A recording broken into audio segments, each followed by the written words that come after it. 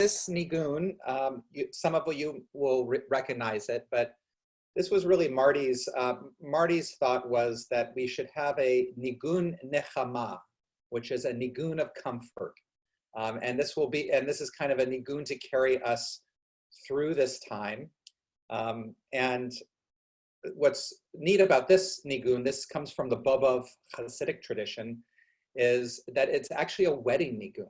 So it's something that brings love and just a real sense of connection to all of us. So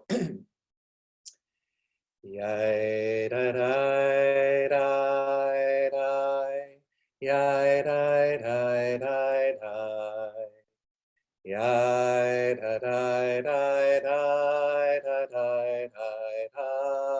da,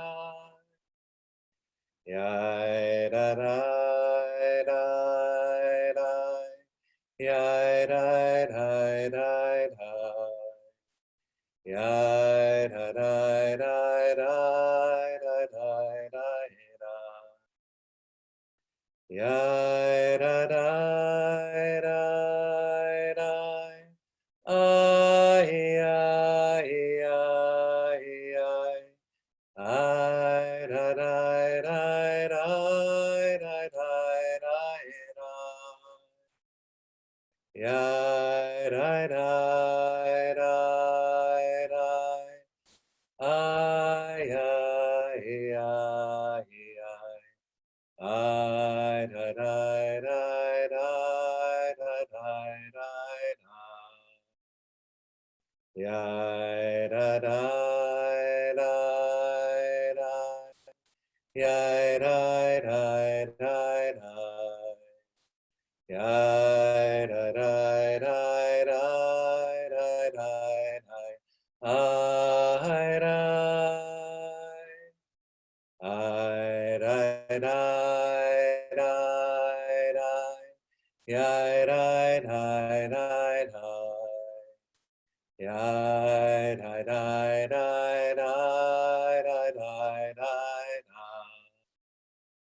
yai da da da da, ay ay ay ay, ay da da da da da da da,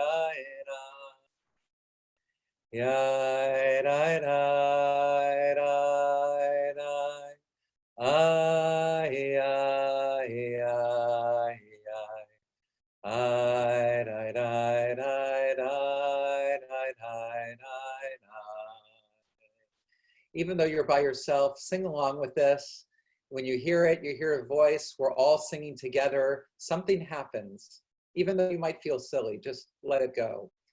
Yai da da da, yai da da da da, yai da da da da da da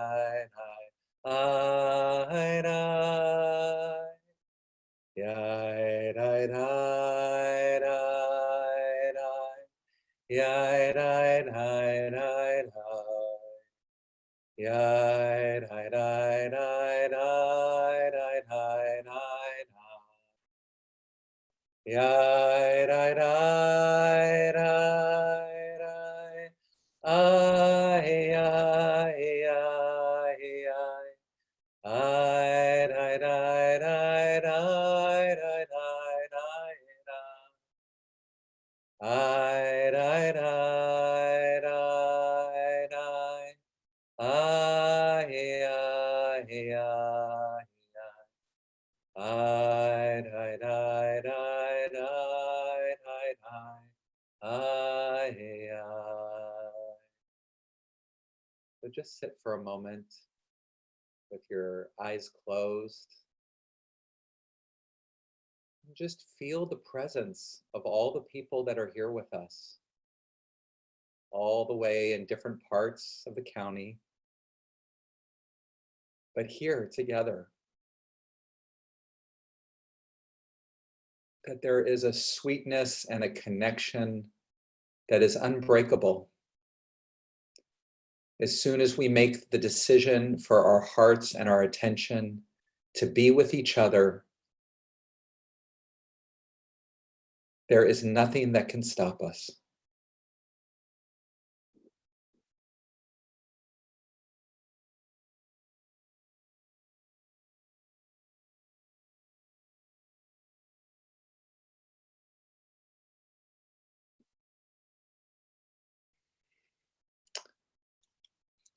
Can somebody tell me who knows?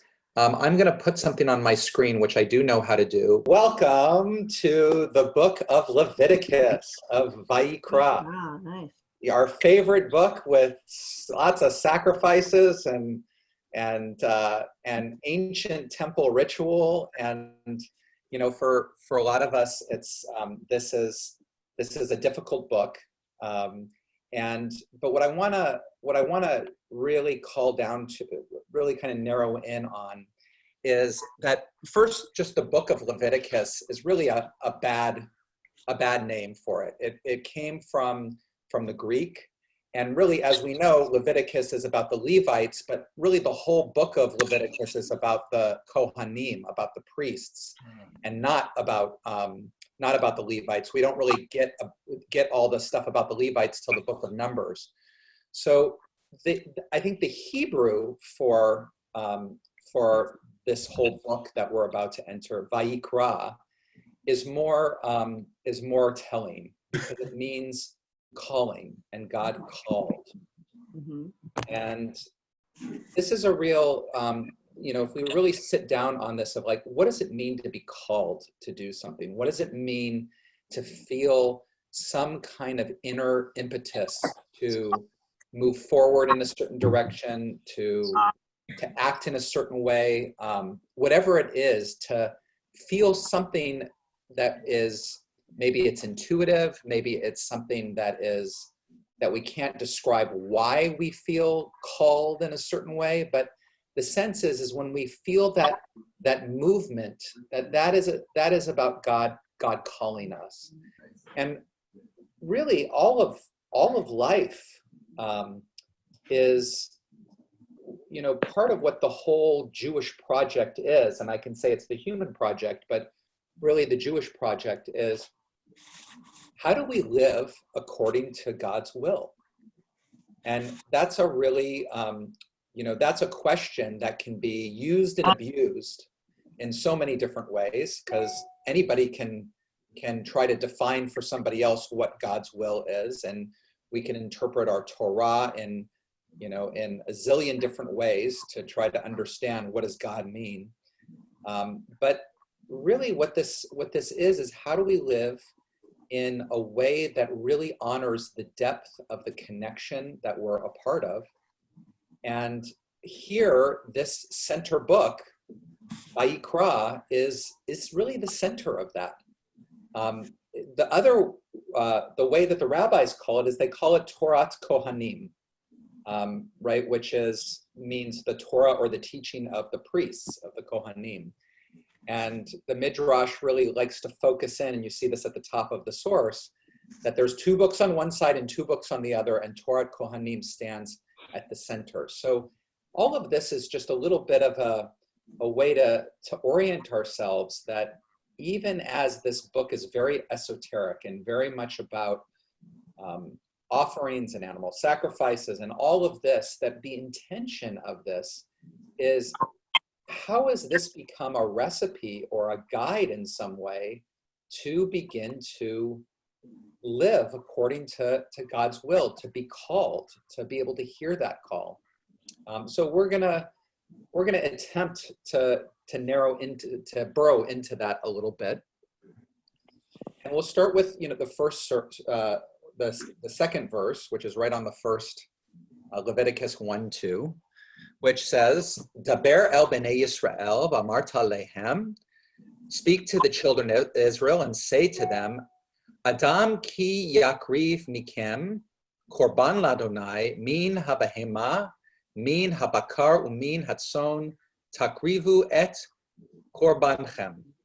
So speak to the Israelite people, say to them that a person, when they draw close or present an offering from amongst you, mikam, of cattle, a korban la Adonai, he shall choose his offering from the herd or from the flock. Now, one obvious question right here is, if this is God, if we're just going to the narrative of the story, why does God desire our animals? Like why does God need for us to sacrifice an animal? I mean, God doesn't really need to eat. It's if an animal back at that time, which we know was worth a huge amount of money, it was a huge resource, a huge asset, something that people depended upon. So you give something that's of real worth, that's a way of giving thanks and showing that. Now, I'll just say, remember, as we're learning Torah here, this is, we can look at it from the lens, obviously, of, what did it mean back then? And we need to start there.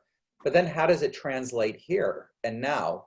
What would it look like or mean for us to give something of value of our own to God? I think it demonstrates how invested we are in the relationship. Concretely, what does it look like for you to make an offering to God? What does it mean to give something that's of value, that shows what choices do you make in your life that show, as you said, investment in the relationship? People make compromises, or you do things for people that you impose on your own time and other things, and it's a gift to somebody that you care about. Okay, so maybe, maybe in taking something that's really valuable to you, in the same way that the animal was valuable to the people, maybe it's your time, maybe it's your energy, maybe it's your resources, and you decide to part with it for the benefit of somebody else in some way, so interpersonally. Other thoughts?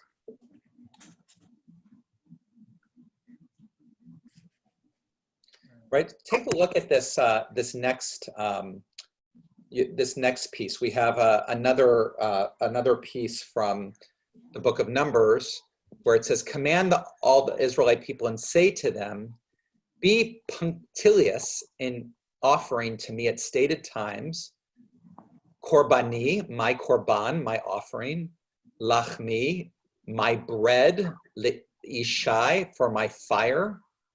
My sweet smell, reach nichochi." So God is now in this language saying, my bread for my fire. And the Talmud here is, do you think that he needs to eat?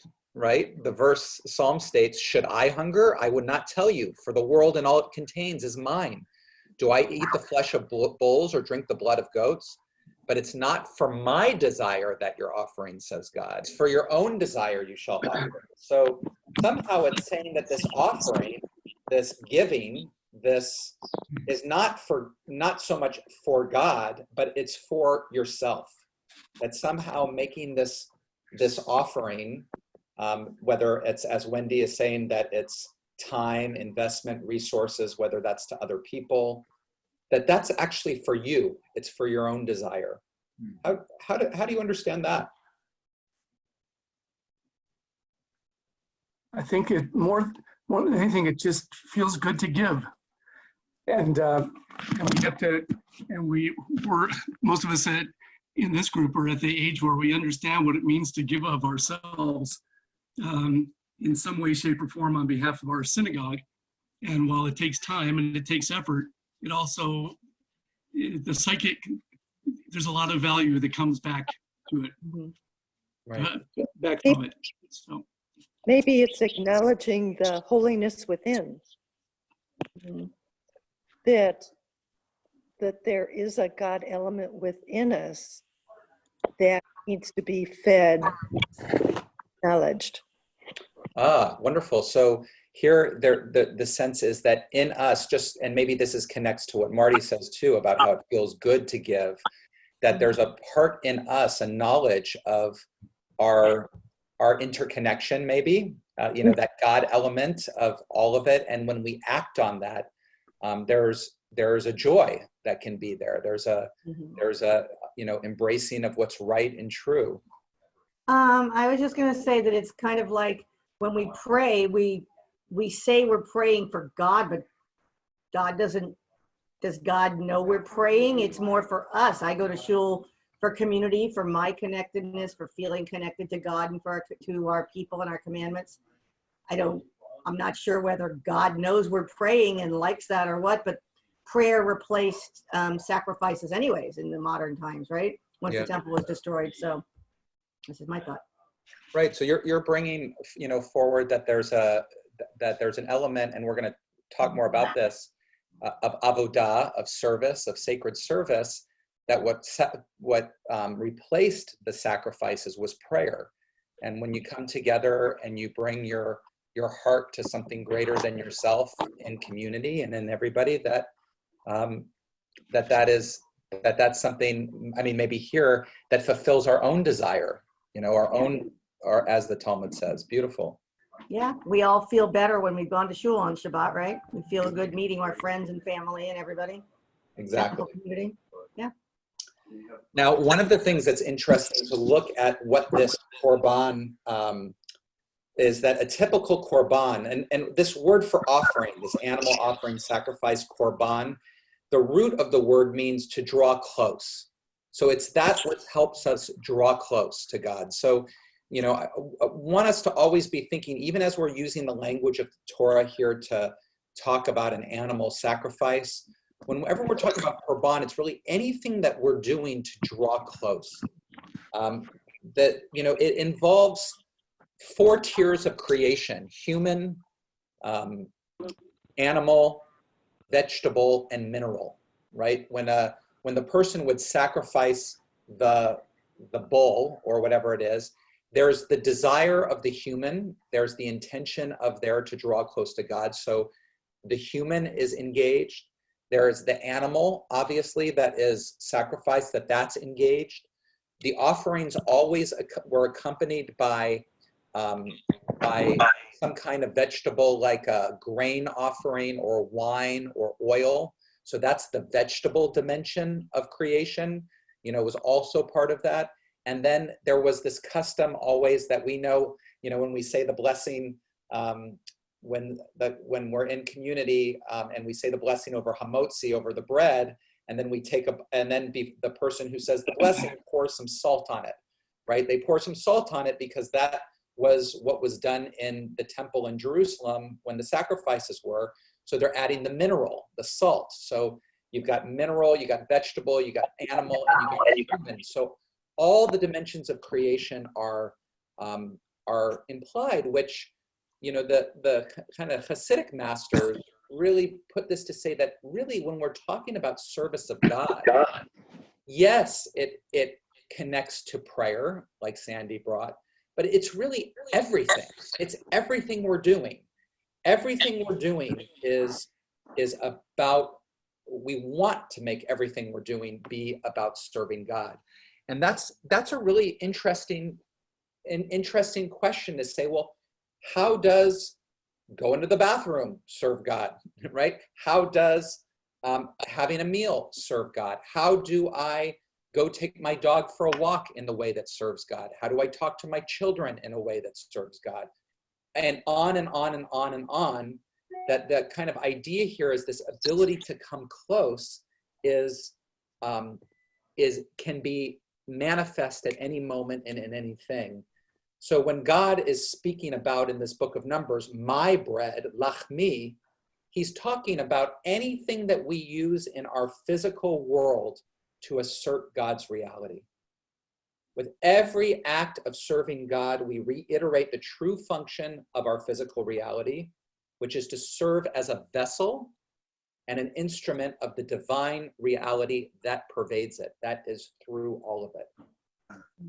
So, this is a wow, how do I do that? How do I make everything be a service of God? How am I aware of the connection that I'm a part of? And that's, that is obviously always something to aspire to. I have a question about. Yeah, a question. Okay, when we talk about the vessel and the light, yes. where does the vessel, we as vessels, or the light, where do we end and God begins? I mean, where is there a separation? Beautiful, between- beautiful. Right. I mean, truthfully, there is no real separation. It's all God. The separation is only in our minds. Right. But really, I think the way of kind of speaking about it is, and again, we're the ones who even chop up things into segments. So we can look at the one God, one reality of everything and say, okay, some of that's light and some of that's vessel, because that's what we do.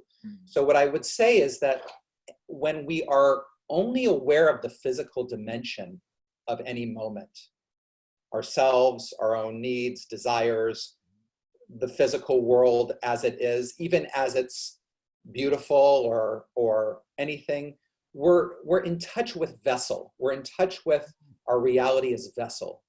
When we start to begin to be aware of the vitality, of the aliveness, of that something that you can't really describe, that is, maybe you use the words holiness, maybe you use the words divine, maybe it's when you look into the eyes of somebody that you care about and you suddenly see their depth and their beauty, that's right there. You're seeing their light, right? You're not just seeing the face that's in front of you. And that's really what's saying, is that, it's too, part of what this service is about, this avodah, is about being able to be aware, to try to bring that awareness of the light that is within the vessel in everything as we do it, right? So there's so many traditional ways in Judaism to try to do that. When we sit down and have a meal, we're engaging with vessel, we're engaging with food, we've got hunger, we've got desire, and we say a bracha, the blessing, whether it's hamotzi lechem, or we're saying, we want to say it for a piece of fruit, borei pri ha'etz, but whatever it is, there's an acknowledgement that there is divine life force that is in this food, and the reason that we're feeding ourselves is so that we can reinforce this connection in the world. That awareness, then suddenly the act of eating becomes an act of service. We serve God through our eating, and anything else. Now, the other piece that's real, that's real key here is back to the first verse, Leviticus 1:2, that the Alter Rebbe, Rabbi Shneur Zalman of Liadi, really holds down, it just kind of reinforces these ideas that we're talking about. And he says the word mikem, which is, you should take an offering from amongst you. Mikem is he's saying it really should become from yourself. It should be from yourself. And the idea is that a human being is, the Midrash talks about a human being as an olam katan, a miniature world, right? And we all can relate to this. We are all miniature worlds. There's so much in that, just like the world has forests and deserts and trees and oceans and human beings and beasts, so does in each one of us, we have all those things. We have our own inner versions of that. And specifically in Hasidic teaching, we have a godly soul, a nefesh Elohit, or a divine, that kind of human dimension is. And we have the animal in us. We have the nefesh behamit. And we have that animal which is really about fulfilling desires, survival, drive, me, exactly what we want and need. And that's absolutely right. That's exactly how it is. And we know that just like an animal, like an ox, can be dangerous, right? Can destroy and trample, or a bull, or eat things. So also, if it's harnessed, It can be used to plow and to work the land and to do something for creative, purpose. And so that's the same sense with our own kind of desires, animal desires, is we can do it from, we can harness that, we can direct that in service of something greater. It's another wonderful metaphor for it is a Torah scroll. And, the Torah scroll is made out of animal hide. And it's an amazing thing to say that the word, the divine word, is imprinted on the animal hide as a way of almost saying, that's what the Torah is almost all about, is how to use our animal nature, our smaller mind in service of something greater. The other idea that I want to offer and then open up for some discussion here and try to get a little bit more concrete in how we can live this is that, the book of Vayikra talks about many different kinds of korbanot or offerings. There's the Olah offering, which is the everyday offering. It's the ascension, like the Olah means to ascend, like Aliyah. And this offering, the entire animal was consumed and eaten. And I think, part of it is we can say that there are some ways that we offer ourselves where all of our material body dimension energy is completely, excuse me, is completely focused and directed towards God. When we pray or when we meditate, all of our attention is on one thing. It's on how do we unite with the one. Some people call that spiritual practice, and that is a way of, we can say that that's what the Olah offering is about. That's what this daily ascension, because all of the animal was used. But a lot of the other offerings that are mentioned here are a little bit different. The chatat offering, the sin offering, the shalem offering, the peace offering or the whole offering, the fats and the sinews had to be removed from the animal, and they weren't burned along with the rest of the animal. It was a little bit of a partial offering. And one of the teachings about this is all of the offerings where we do every bit, where one half is for us and one half is for God. So obviously when you have a good meal, we are getting enjoyment from that. And one half is for us. But if we say a blessing and we're aware of its goodness, it becomes also an offering to God. When we're going ahead and with our, anything that we do where we have some of our own self-interest involved, which is fine, but that we're also aware of what we do, how it affects other people around, and we want things to be not only for our own benefit, but for other people's benefit as well. That's also half for us, half for God, and they can kind of go together. So the offerings are all different kinds, and there's not the fact that there's all kinds of offerings in our parsha can allude to this. So the last piece that I want to say about this idea of avodah, that I want to share of avodah as being kind of in every moment, every thing, comes from Martin Buber, who I am getting back into this right now. There's a wonderful book. I want to really recommend it right now, which is called, let's see, do I have it here? Yes. This is a 2-volume that just got released from JTS. It's called A New Hasidism. And it's edited by Rabbi Arthur Green. And it is an anthology. And A New Hasidism is really another way of talking about Neo-Hasidism, which is what are all of the teachers that are bringing some of these great spiritual teachings, Hasidic teachings, but doing it without the orthodoxy, that are doing it without the, without all of, and part of what that means is doing it without the ideas that Jews are better than everybody else, without the ideas that that men are more connected in some way than women, all of those pieces, and that are really trying to offer spirituality and real deep Hasidic teachings from from a more expansive perspective. And so in this first book here, some of the people that are on in here is Hillel Zeitlin, Martin Buber, Abraham Joshua Heschel, Shlomo Carlebach, Zalman Schachter Shalomi, and Arthur Green. So I'm just getting back into Martin Buber through this, and here's a quote from him that's on your sheet. The mystery of grace cannot be interpreted. Oh, sorry, Avodah speaks.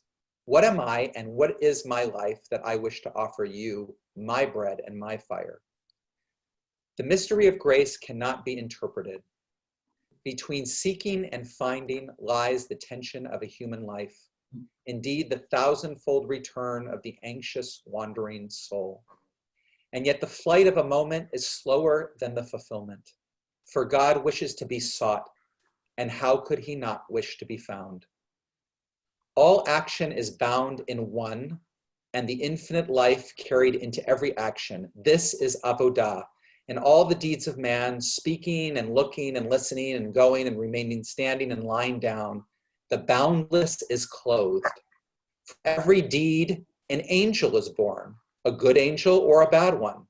But from half-hearted and confused deeds, which are without meaning or without power, angels are born with twisted limbs or without a head or hands or feet. When through all action the rays of the universal sun radiate and the light concentrates in every deed, this is service. But no special act is elected for this service. God wills that one serve him in all ways. Okay, let's come back to that nigun. Let's see how we're doing. We'll do a nigun, a little share around, and then close. If you can mute yourselves.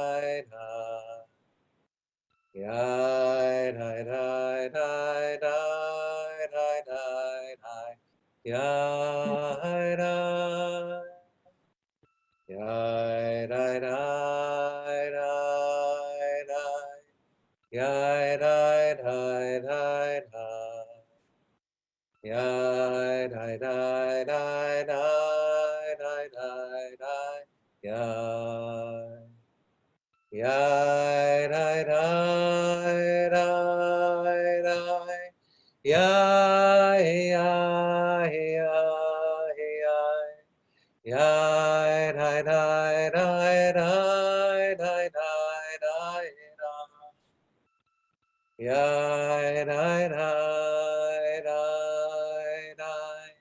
Yai, yai, yai, yai. Yai, nai, nai, nai, nai, nai, nai, nai, nai. Okay, you can unmute yourselves. So here's a question that I want to invite people to share. We'll go around. If you don't want to share anything, you can pass.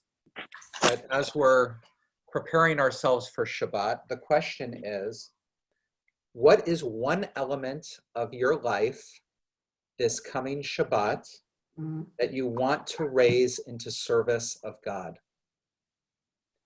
What is one element in your life this coming Shabbat that you want to raise into service of God? So some examples.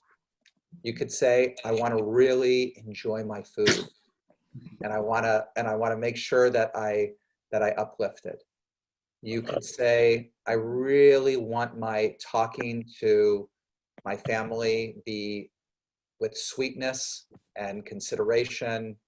I want to bring that. It could be, I want to really notice the beautiful world around me. I want to take a bunch of walks, and I want to keep in mind that this is God's world. Whatever it is, think about what your Shabbat is or could look like this coming Friday night and Saturday, tonight and tomorrow. And what's one thing that you can do to raise it into service of God? That's beautiful. I'll add is, if you don't hear anything back from Shabbat, go online and make a donation. Give a little tzedakah to the Holocaust, program, like just something that's just like, okay, this is in honor of the Shabbat, in addition to what you're talking about. Part of your question, Marty, I mean, you were asking it more in a philosophical question, but more of a practical piece of keeping our attention, on and our kavanah. Those will be things that we'll explore through that Tuesday morning's offering. Let's sing together. Oh, say shalom bimromav. Say shalom aleinu. Ve'al kol Yisrael. Ve'imru. Imru. Amen. Ya'aseh shalom. Ya'aseh shalom. Shalom aleinu ve'al kol Yisrael. Ya'aseh shalom. Ya'aseh shalom. Shalom aleinu ve'al kol Yisrael. Ya'aseh shalom. Ya'aseh shalom. Shalom aleinu ve'al kol Yisrael. Ya'aseh shalom. Ya'aseh shalom. Shalom aleinu ve'al kol Yisrael. Shabbat shalom, everybody.